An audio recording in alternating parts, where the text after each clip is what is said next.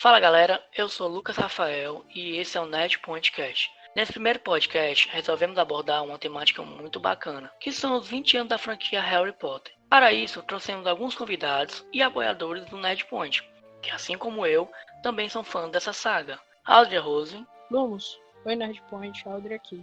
Estudante de gastronomia, Potterhead, perto de casa Corvinal. Isaac Batista. Alô, Romora. Isaac Batista entrando aqui no Nerd Point. Sou professor, queria ser professor de poções, mas a vida não permitiu e virei professor de matemática. E sou da casa de Sonserina. Como eu falei, esse ano estamos completando 20 anos de Harry Potter no Brasil. Exatamente no dia 30 de abril de 2000, o primeiro livro, A Pedra Filosofal, chegava ao nosso país. E como esse personagem mudou e ditou a infância não apenas minha ou de vocês, mas de uma geração como um todo. Quem nunca passou horas na fila para comprar um livro ou um ingresso para uma pré-estreia? Ou até mesmo se fantasiou como aluno de Hogwarts? Conheci a história através de um amigo. Fui na casa dele fazer um trabalho de escola, vi o livro, pedi emprestado e li e de cara gostei. Quando eu era pequeno, eu sempre gostei de alugar filmes. Pessoal, antigamente não existia Netflix não. Quando a gente queria ver algum filme, nós teríamos que ir até uma locadora e alugar o filme que a gente queria. Num dia, em uma de minhas andanças até a locadora, eu vi o filme Pedra Filosofal, que me fez remeter à lembrança do livro. Aluguei, assisti e desde então me encantei ainda mais pelo esse universo. Como foi para cada um de vocês esse primeiro contato com o mundo bruxo e o que chamou mais a atenção de vocês? Aldria? O meu primeiro contato com Harry Potter, Lucas, foi através da divulgação dos filmes na TV. Na época, estava o lançamento de Prisioneiro de Azkaban, mas estavam mostrando os filmes anteriores. Né? E eu vi uma chamada da Pedra Filosofal, com a cena do salão comunal, e aquilo me deixou maravilhado. Citava que os filmes eram sucesso de livros, e fui logo atrás, que tinha para poder começar a ler. E depois que eu peguei o primeiro livro, eu recebi minha carta de Hogwarts, e a magia floresce até hoje. Isaac, e você? Quando adolescente, uns 12 anos, 11 anos, o meu primo me convidou pra gente assistir um filme, Senhor dos Anéis e as Duas Torres. Aí a gente foi pro cinema, ele chegou primeiro, comprou o ingresso dele, foi pra sessão, eu já cheguei atrasado, tinham acabado os ingressos e a sessão tinha começado. Aí eu, pra não dar viagem perdida, tava tendo Harry Potter e a Câmara Secreta, comprei meu ingresso e fui assistir o filme. Achei o filme maravilhoso, encantador e nunca mais consegui largar a saga Harry Potter. Toda história, a gente sempre acaba gostando mais de um personagem do que de outro. E em Harry Potter não é diferente. Eu, por exemplo, sou muito fã do Snape. Eu raramente gosto do personagem principal de alguma história. Gosto sempre do antagonista. E ele me passou essa vibe. Eu sinto que a J.K. Rowling queria passar essa vibe pra gente, que ele seria um personagem do mal, maligno. Mas logo no primeiro livro, podemos ver que tem algo de especial nele. E só no final da saga, sabemos que ele na verdade é um dos principais heróis da história. Foi isso que me fez gostar ainda mais dele. Tem outros personagens dentro da saga que eu também gosto, como o Sirius e o Pirraça, que infelizmente só existe nos livros. Mas o Snape até hoje o vejo como um dos personagens mais incríveis que já conheci. E vocês? Qual personagem que mais chamou a atenção de vocês e o porquê? Todos os personagens dentro da saga Harry são bem descritos, mas a mim marcam dois. Um que tem a frase de mais impacto na Batalha de Hogwarts nos filmes, que é o grau de comprometimento não determina o sucesso, e nem seu número de seguidores, que é do Remo Lupin. E o outro é o inesquecível Always Snape, que é o cara que faz a gente pensar duas vezes em julgar alguém. Eu gosto muito do núcleo infantil, eu gosto muito do Ron Weasley, né? Que pra mim ele é o personagem infantil mais bem construído. De todas as crianças ele é o melhor construído. Porque mostra muito as frustrações dele, os sonhos. E também ele tem muita carga cômica. Ele consegue tirar muito peso de algumas cenas com riso, com o jeito dele ser. Do núcleo adulto, o personagem que eu mais gosto é o Severus Snape. Eu gosto muito do Severus Snape porque pra mim ele é um personagem que até então a gente tem uma certa resistência a gostar. A gente fica pé atrás com ele, a gente fica até com muitas vezes com raiva, achando que ele tá perseguindo o Harry, achando que ele tá perseguindo o trio, né? Achando que ele é uma pessoa do mal. E quando vai ver tudo aquilo ali, nada mais era que gestos de carinho que ele tava tendo com o Harry, né? Gesto de fidelidade, ele era uma pessoa muito fiel. tanto ao sentimento que ele tinha com a Lilian, quanto às promessas que ele fez a Dumbledore. E eu acho que ele transparece muito o sentimento da saga, né? Que é a fidelidade aos amigos. Por mais que os filmes sejam bons, eu ainda prefiro os livros. Tem gente que não leu nenhum livro sequer, mas viu todos os filmes. E não tem noção da diferença que é nos livros. Existe um mundo muito maior e existe uma gama gigante de personagens, como o Pirraça, que eu citei há pouco tempo. É um personagem extremamente foda, mas existe apenas nos livros.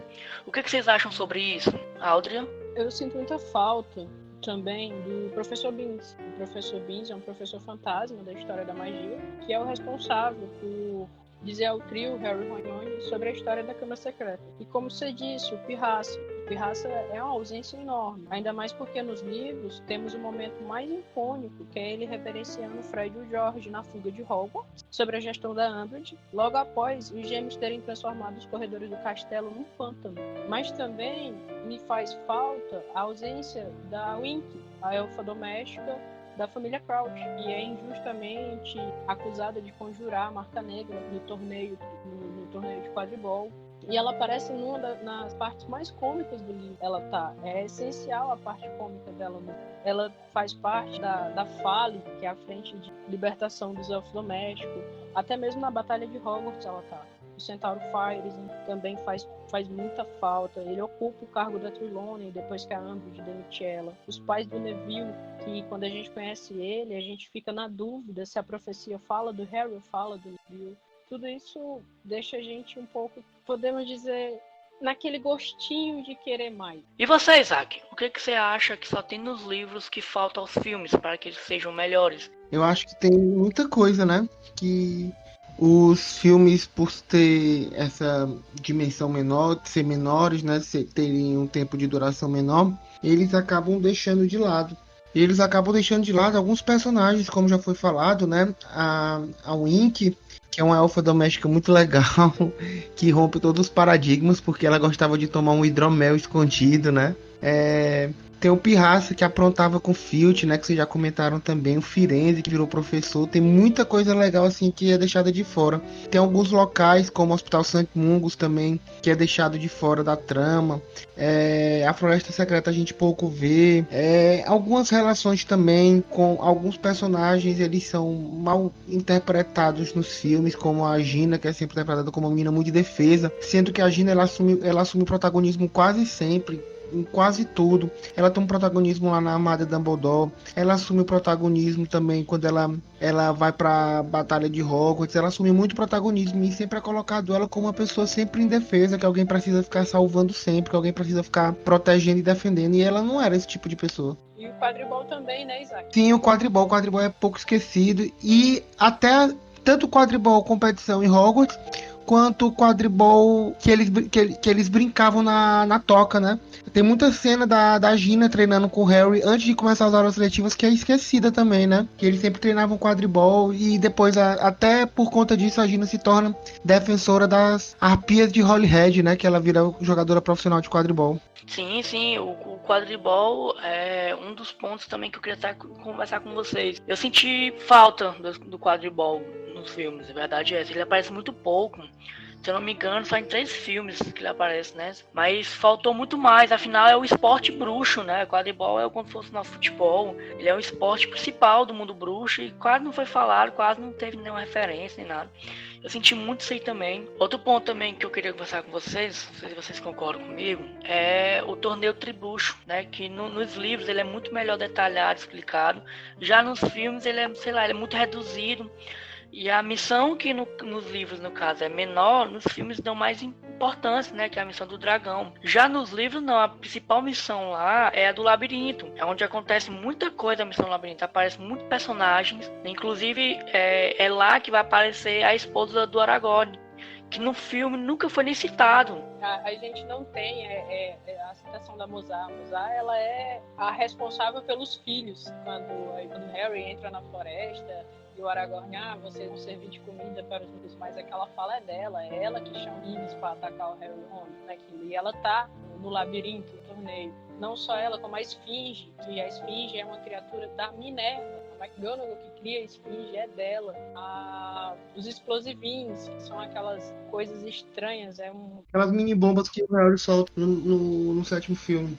Exato, e tudo isso não é explorado. Não só isso, como a batalha do próprio Harry contra o Victor Krum para salvar o Cedrico Diggory, que no filme a gente vê o Cedrico sendo comido por umas raízes de planta, e é a primeira vez que a gente vê a Maldição Império. Não só a Maldição Império, mas sendo usada. O Alastor fala sobre as maldições imperdoáveis, mas a gente tem, nos livros, a gente tem uma amplitude bem maior falada sobre isso, sobre a Império, sobre a Avada Kedavra, e a gente não tem isso. A Crucio, que foi usada contra os pais do Neville, e a gente não tem isso. Também o hino de Hogwarts, que o hino de Hogwarts a gente canta o hino quando a gente lê os livros, tanto no primeiro livro, no segundo livro a gente vai cantar o hino também. E no Cálice de Fogo, a forma deles comemorarem é sempre, toda vez que o Harry ganha alguma coisa, a turma tá cantando o hino de Hogwarts. E a gente não, quem assiste os filmes não sabe nem que Hogwarts tem um hino. Gente, eu também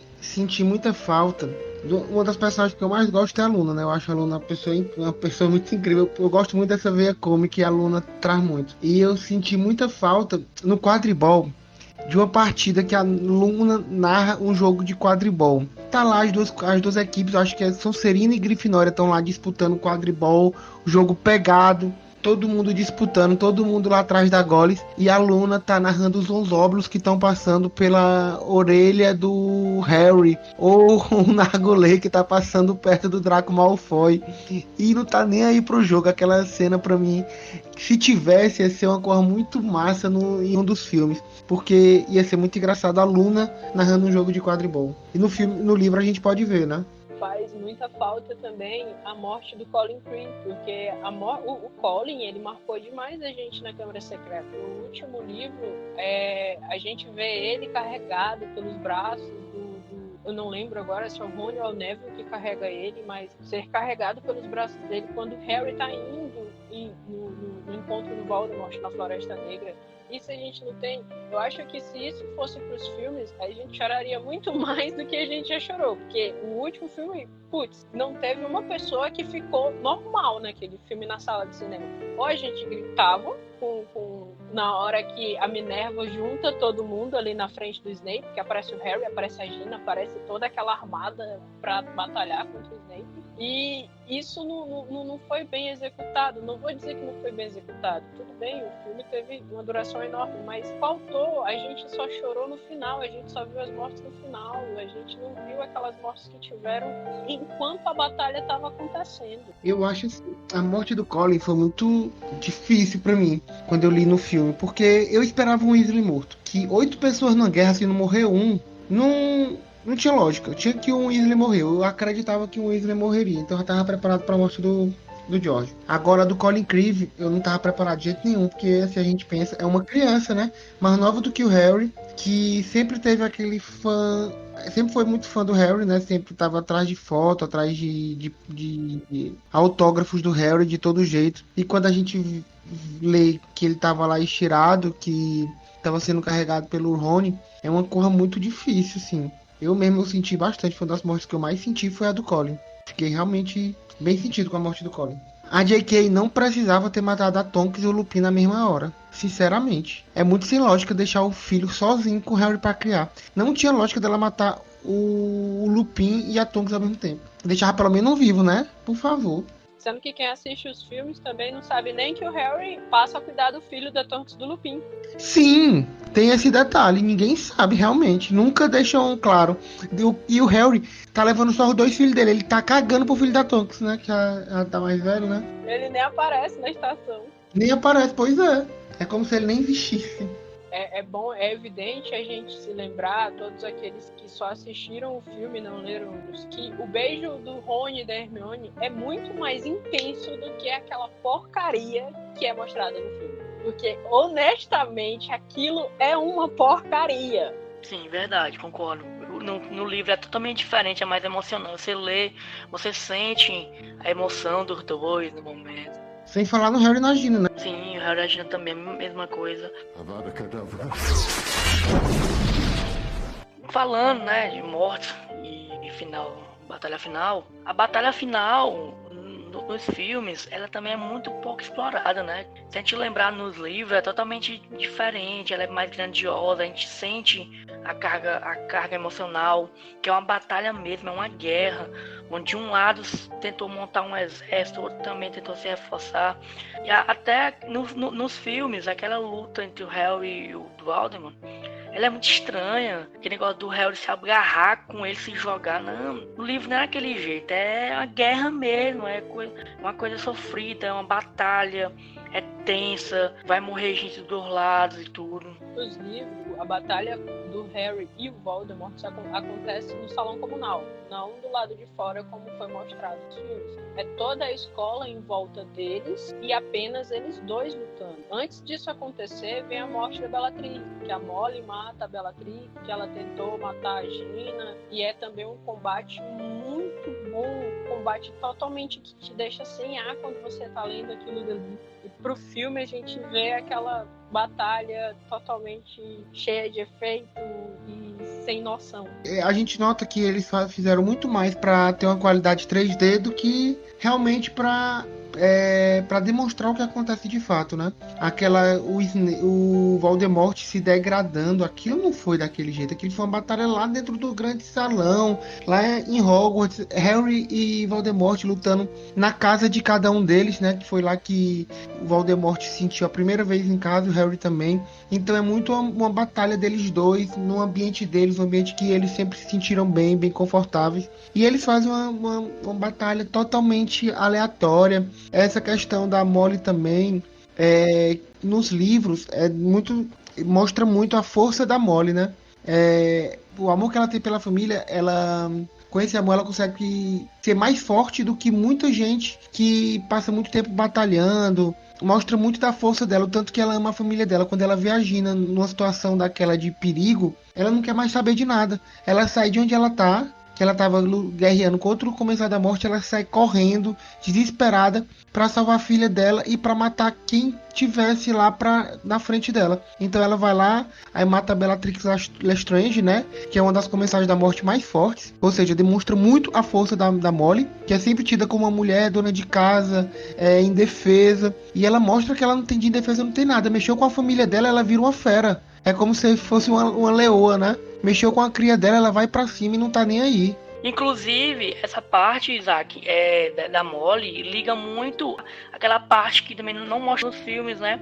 Que é quando aparece o bicho-papão dela. Que aparece que o maior medo dela é perder a família, né? Perder o Harry, né? A morte dos entes que ela mais gosta. E o Harry vê também aquilo ali, tudo. Então isso aí é tipo uma ligação muito foda, essa parte no livro, que deveria ter sido mostrado no filme, para mostrar esse amor que ela tem pela família, pelo próprio Harry, que ela trata o Harry como um filho. Os Weasleys, eles têm uma história bem maior do que é mostrada, porque a gente tem o Percy, que ele é aquele cara chato, que você fica com ódio do caramba dele, ele trai a família dele, o Sr. Weasley expulsa ele de casa, ele passa a trabalhar com os comensais, ele passa a trabalhar por ministério, e quando a batalha estoura, vem aquela cena emocionante, depois que o Fred e o George estão lutando, que um dos gêmeos morre e ele vem para poder se redimir com a família, e é muito emotivo, toda a emoção que a gente... Foi emocionante tudo passado nos filmes, foi emocionante tudo passado nos filmes, mas aquilo que a gente sentiu, aquela coisinha que a gente sentiu dentro da gente quando a gente leu aquele livro, é uma coisa que fica, putz, cadê o ar disso? É aquela coisa que a gente para pra pensar. Foi feito apenas pra você... tem um filme. Não foi feito pra você... Cacete, temos um filme. Exato. Até mostra lá o Percy com o Ministério, né? Ele aparece muitas vezes lá, eu acho que ele sempre aparece perto do Fudge, né? Em algumas ocasiões. Sempre que o Fudge tá em algum lugar, ele tá do lado. Mas nunca mostraram nada de como ele tá lá. Mostram que ele tá, mas ninguém sabe como é. A gente pensa que é uma coisa que ele tá... ele tá porque ele tá trabalhando. Não, ele tá lá brigado com o pai. Ele foi lá, o pai disse pra ele não ir. A mãe também disse pra não ir. Eles estão guerreando contra o Ministério da Magia. E ele, contra a família dele, tá lá. Isso nunca é demonstrado. É demonstrado que ele tá trabalhando no Ministério da Magia. Mas aqui, a troco de quê? não mostra, né? E deveria ser mostrado. A gente devia saber, quem acompanha o filme, devia saber que o Percy não era mais aquele cara gente boa lá do primeiro filme, onde ele era só monitor, que ele era um monitor massa, que ele sabia onde é que ficavam as coisas, ele sabia falar, ele sabia passar as senhas, ele sabia defender os meninos da Grifinória. Não, ele mudou e mudou muito depois que se formou. Ele é ambicioso e por conta da ambição dele, ele nunca se preocupou exatamente com a família, ele sempre se preocupou primeiro com o trabalho, com o emprego, com os cargos que ele poderia atingir. Sim, sim, concordo com você plenamente. E não só isso, tem muitos outros detalhes que não é explicado direito nos filmes, né? Os Comensais da Morte é muito mal explicado nos filmes, os Comensais da Morte. A própria Bellatrix, a gente tem pouco também sobre ela, só sabe que ela é prima do Sirius Black, só não tem mais explicação sobre ela, então não foi muito aprofundada. E ela nos livros, a gente vê que ela é uma personagem foda também, apesar de ser do mal, mas é uma personagem foda. Um ponto também curioso também que não é explicado direito nos filmes é por que o Sirius Black demorou tanto para sair de Azkaban, para ir atrás do Pedro Pettigrew, né? Que no livro é explicado como a família Weasley ganha aquela viagem para o Egito e sai no jornal e vê aquela imagem, e vê o Pedro Pettigrew naquela foto, naquela imagem.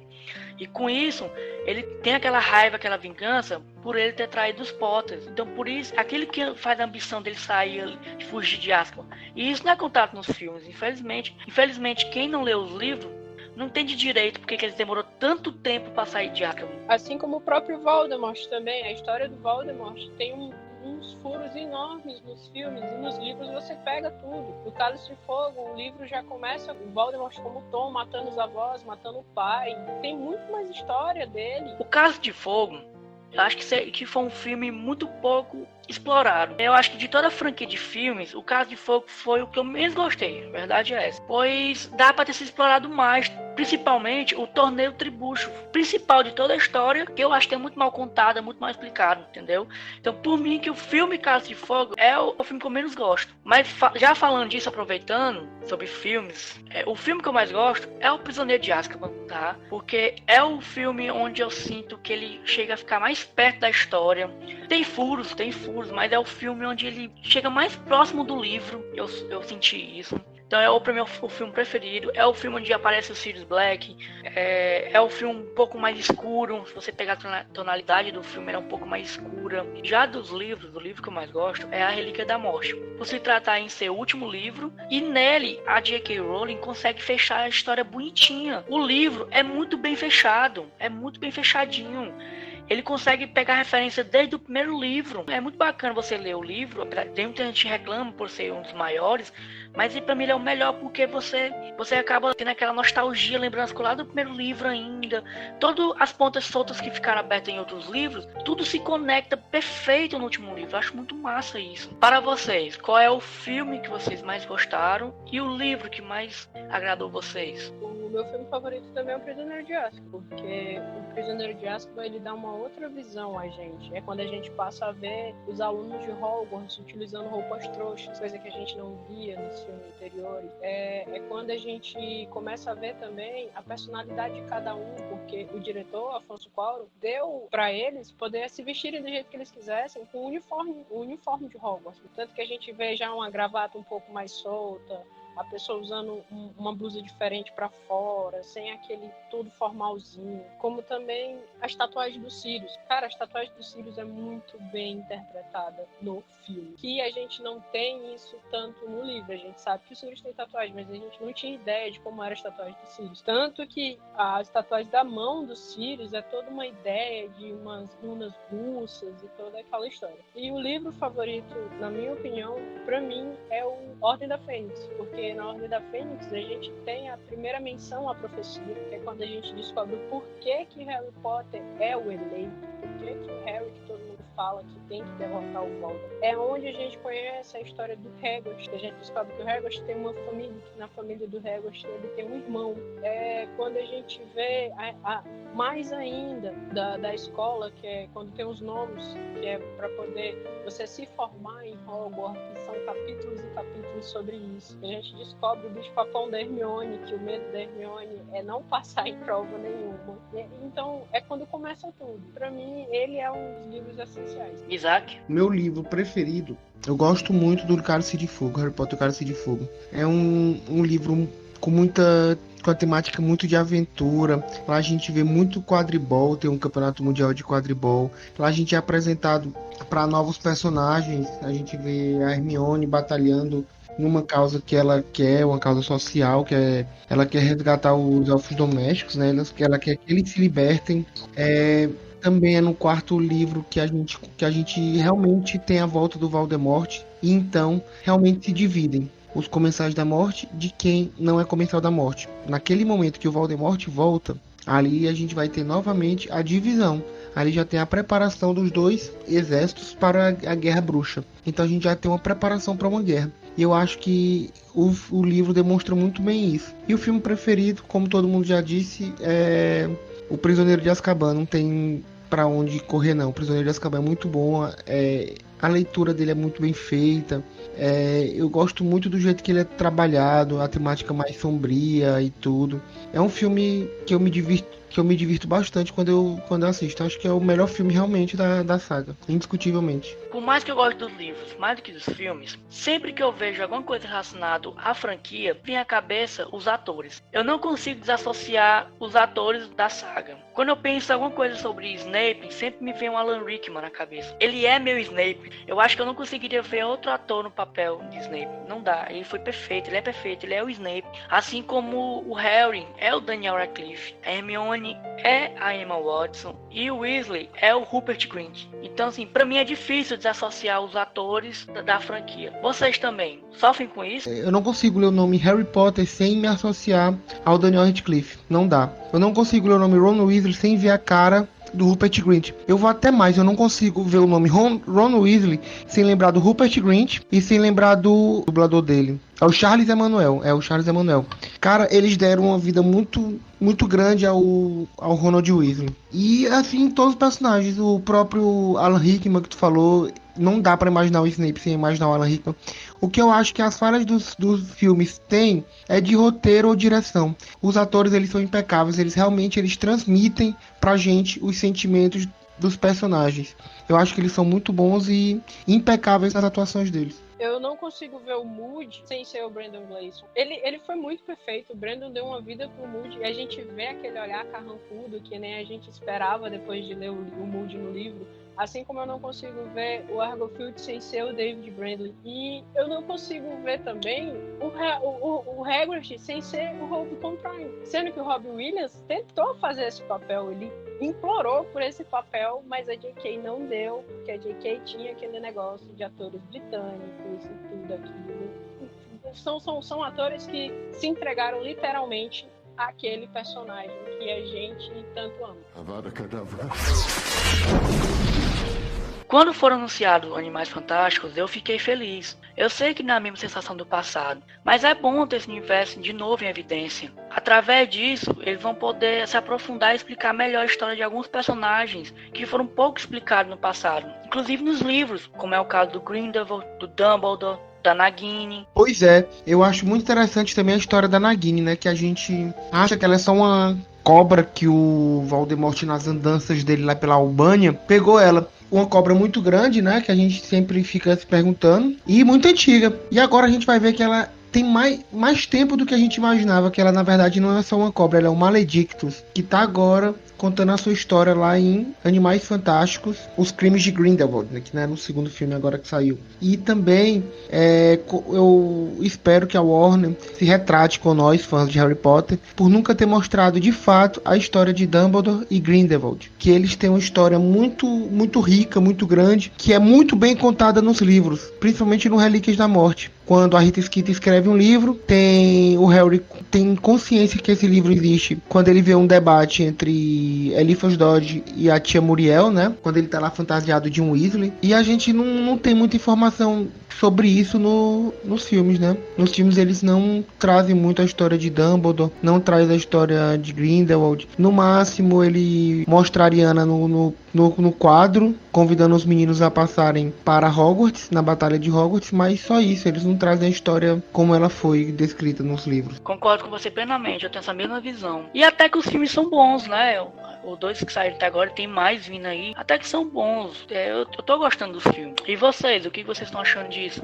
O que vocês acham que vai acontecer agora no futuro do universo bruxo? É uma porta de esperança, que a gente pode criar uma esperança dentro, sim, porque em Animais Fantásticos, como o Newt Scamander é o seu personagem principal, a gente tem o neto do Newt no futuro se casando com a Luna, coisa que quando a gente assiste Harry Potter, a gente assiste o último filme, muitos fãs ficam na cabeça de que a Luna se casa com o Neville, e não é isso. A gente também pode ter a esperança de vir a história dos Marô, e deles começarem a falar um pouco dos Marô. Tem como que a varinha das varinhas foi parar na mão do Dumbledore, que o Grindelwald e o Dumbledore se juntam para ir atrás das Relíquias da Morte, eles é que descobrem, começam a destrinchar a história. A família do Dumbledore em si, que é bem maior do que a gente pensa, do que a gente acha, sabe, do Dumbledore. Como o Isaac diz, o livro que a Rita escreveu é muito, muito, muito bom. Tem as cartas do Dumbledore para Grindelwald, tem várias coisas são pequenos detalhes que fazem a história se juntando. Não fica assim de furo, cheia de furos. Ela fica totalmente completinha. Exato. A gente vê também na própria história do Dumbledore, né? Como o pai dele é preso por agredir trouxas, porque os trouxas estavam mangando da Ariana, porque a Ariana estava completando os 7 anos, e quando tem os 7 anos, as magias começam a aparecer, e quem vai ser bruxo, né? E a Ariana, ela por vergonha, ela tenta não desenvolver essas magias mais, e todo mundo acha que ela vira um aborto, né? Então, vai trazer tudo isso também, a guerra familiar, o pai dele preso, a complicação da Ariana com os transtornos mentais devido a essa brincadeira dos jovens trouxas. E eu acredito que tudo isso vai ser abordado nesses novos filmes. E também, sem contar que no próximo filme a gente já vai ter nosso querido Brasil, nosso Castelo Bruxo, possivelmente representado, né? E vai ser uma alegria muito grande. A gente imagina aí um ator brasileiro representando algum personagem. Eu já vou me escalar aí pra ver se eu não sou um guarda-caça aí lá do Curupira. Pois é, né? Esses novos filmes servem pra isso. Inclusive, a própria J.K. Rowling, ela tá expandindo mais a história, né? Ela criou um site, né? Que é o Pottermore, onde lá ela descreve todas as escolas de magia e bruxaria do mundo, né? Cada localidade tem uma no Brasil, nos Estados Unidos, na Inglaterra, no Japão, cada um com suas peculiaridades, cada um com suas essências. Estou achando muito interessante porque vai dar mais abrangência e mais chance de a gente ter cada vez mais coisas sobre Harry Potter. Exato.